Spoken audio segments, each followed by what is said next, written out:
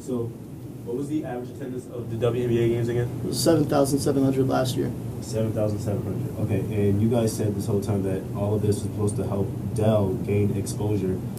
Dell itself has over 100,000 employees, so just employees-wise, we have more people than who actually attend your games. How is exactly this campaign going to help Dell gain exposure?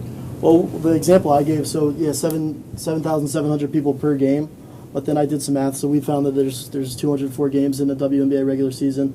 So if you multiply that by 7,700 by 204, that comes out to about 1.5 million. And the example I gave is if only 10% of the people that come to WNBA games in a given regular season check out the booths, and that's 150,000 people.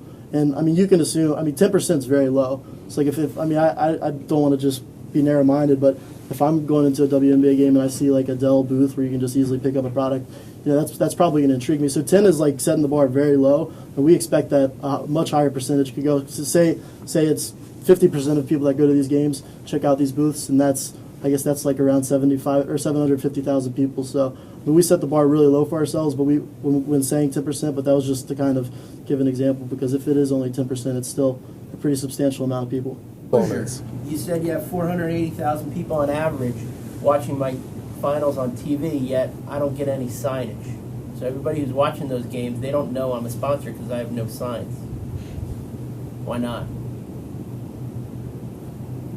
Well, we felt that the Dell booth is going to be a draw because we were going to kind of strategically place I'm watching those. on TV, can I see the Dell booth?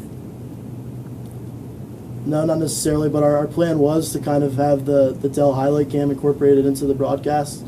So we felt that that's definitely one way. I mean, that's when you think of NBA, you think of like the Kia dunk cam or the Sprite dunk cam, whatever it may be. And we feel like that's just going to kind of be a name recognition that's eventually just going to become just kind of default. It's just going to be something that you don't even really think about. It's just part of the watching experience.